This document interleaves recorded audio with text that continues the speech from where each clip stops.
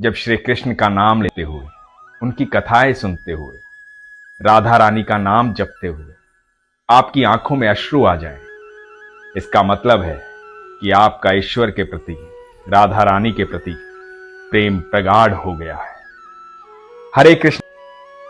ये जो अनुभव आज आपको बताने जा रहा हूं, ये अद्भुत प्रसंग है। मदन मोहन का मंदिर है वृंदावन में। उनके पास ही एक कुटिया थी, मदन टेर। मदन टेर पर एक बाबा रहते थे।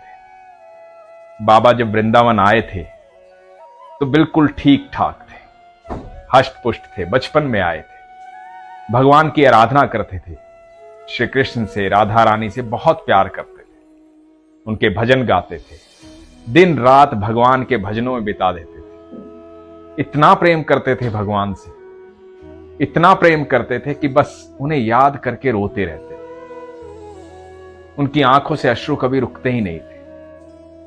कोई भोजन दे देता तो खा लेते, नहीं देता तो मदन की टेर पे आके सो जाते। ऐसे ही थे बाबा। समय बीतता चला गया, अश्रुधारा बहती रही, भजन चलते रहे और बाबा की आंखों से आंसू इतने बहे कि बाबा को दिखना बंद हो गया। बाबा अंधे हो गए। वृंदावन के लोग उन्हें मदन टेर के अंधे बाबा के नाम से जानते। बेहद प्रेम करते थे ठाकुर जी से, बेहद प्रेम करते थे राधा रानी से। ऐसे ही एक रात बैठे अपने भगवान को याद कर रहे थे। उधर बैकुंठ में राधा रानी कान्हा जी को कह रही थी कि कन्हैया, ये बाबा जो है हमें याद करके रोते रहते हैं, बहुत प्रेम करते हैं हमसे, चलो आज इनको हंसा कर आते हैं। और राधा रानी और कान्हा जी आए बाबा को हंसाने के लिए। तो राधा रानी ने कान्हा जी को इशारा किया कि तुम जाओ और तुम हंसाओ। अब कान्हा जी तो कान्हा जी हैं। कान्हा जी बोले, बाबा किसी चीज की आवश्यकता है तो ला दूं, कुछ दिक्कत है तो बताओ, इतना रोते क्यों, गैया खो गई है क्या तुम्हारी? बाबा ने सोचा कोई गवाला है। बाबा बोले कि भैया जाके अपनी गैया चराओ, अपनी गैयों के पास जाओ, मेरी गैया की चिंता मत करो, जाओ, मुझे यहीं रहने दो, ऐसे ही रहने दो। कान्हा जी ने राधा रानी को बोला कि देखो मैंने तो कहा था। राधा रानी बोली कि अरे तुम तो गैयों की ही बात करोगे, तुम्हारे पास बातें ही कहां है, ये कोई पूछने की बात होती है, इसमें हंसने की क्या बात है? जाके पूछ रहे हो गैया चोरी हो गई क्या? देखो मैं जाती हूं। और राधा रानी गई बाबा के पास और बाबा को जाके बोली, अरे बाबा इतने रोते क्यों हो, बहू गुम हो गई है क्या तुम्हारी? राधा रानी की आवाज सुन के बाबा हंस पड़े, बोले री लाली, तो बाबा हूं, यहीं डोलता रहता हूं, मेरी कोई बहू नहीं है। तो राधा रानी बोली, बाबा लेकिन रोते तो ऐसे हो जैसे कोई अपना गुम हो गया हो, अपना खो गया हो। तो बाबा बोले, खो तो अपना ही गया है, गुम तो अपना ही गया है, भूल गया है वो मुझे, सालों बीत गए। तो राधा रानी बोली, कौन है वो जो भूल गया है आपको? तो बाबा बोले, बरसों से उसके भजन गा रहा हूं, उसे याद कर रहा हूं, जिंदगी बीत गई, बूढ़ा हो गया, रोते रोते आंखें चली गई, पर वो नहीं आया मिलने, वो मेरा कृष्ण कन्हैया नहीं आया मिलने। और मुझे इस बात का दुख नहीं है कि वो नहीं आया मिलने, वो तो निष्ठुर है, ऐसा ही है वो, मुझे पता है, मन करेगा तो आएगा, नहीं मन करेगा तो नहीं आएगा, नहीं आया। मुझे दुख इस बात का है कि राधा भी नहीं आई मिलने, राधा भी उसकी संगत में आके निष्ठुर हो गई, उसे भी अपने बाबा का ख्याल नहीं आया, वो भी अपने बाबा से मिलने नहीं आई। और कहकर बाबा रो पड़े। राधा रानी से ये भाव देखा ना गया। राधा रानी बोली, बाबा मैं कब? इतना बोली ही थी कि कान्हा जी ने इशारा किया, अरे अपने आप को प्रकट क्यों कर रही हो, उन्हें हंसाओ, तो बाबा बोले क्या? तो राधा बोली कि बाबा मेरा नाम भी राधा ही है। तो मैं इसलिए बोली मैंने कब आपको परेशान किया? तो बाबा बोले री लाली, मैं तो उस राधा की बात कर रहा हूं जिसके बिना ये सृष्टि चलती नहीं। मेरी किशोरी की बात कर रहा हूं, मेरी राधा की बात कर रहा हूं।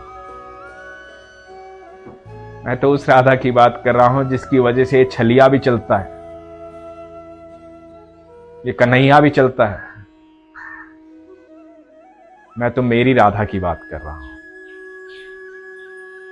राधा रानी बाबा को देखकर भाव विभोर हो गई। बोली कि बाबा एक बात तो बताओ, यदि राधा मिलने भी आ गई तो पहचानोगे कैसे, देखोगे कैसे? तुम्हारी तो आंखें भी नहीं है।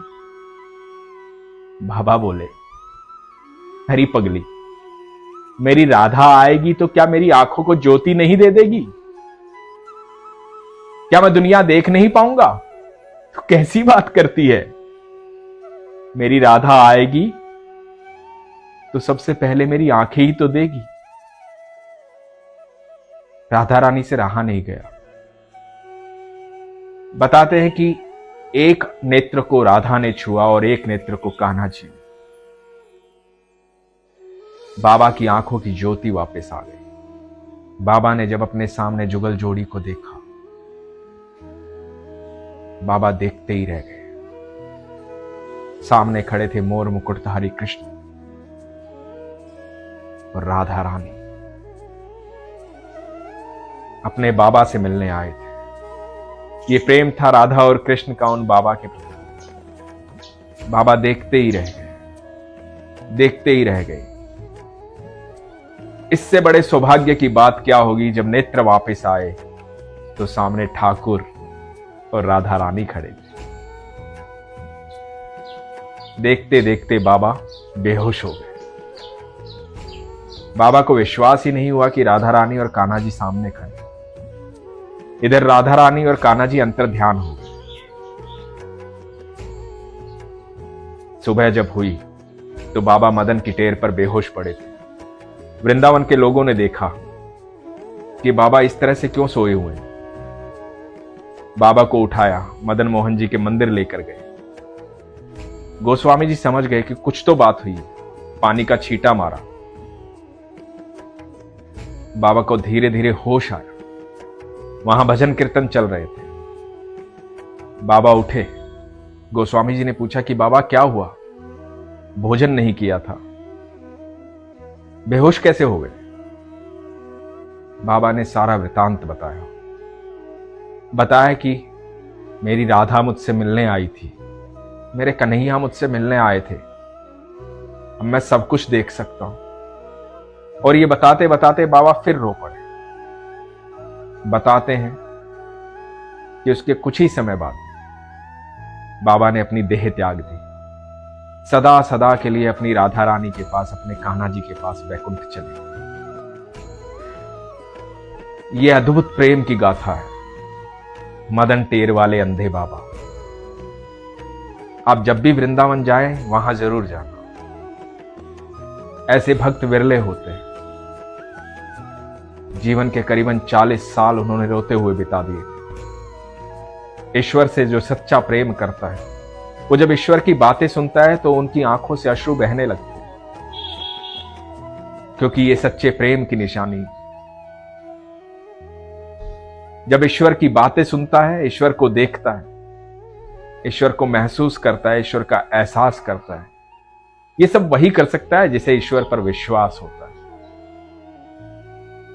जो सच्चे दिल से मानता है कि मेरे कान्हा, मेरे ठाकुर, मेरी राधा रानी मेरे पास रहती, वो तो सबके पास रहते हैं, परंतु आपका विश्वास आपको उनकी उपस्थिति बताता है। राधा रानी और ठाकुर जी सबसे मिलने आते हैं जब दिल से कोई उन्हें बुलाता है। इसलिए हमेशा कहता हूं, अपने विश्वास को मजबूत रखिए, अपना ख्याल रखिए। हरे कृष्ण।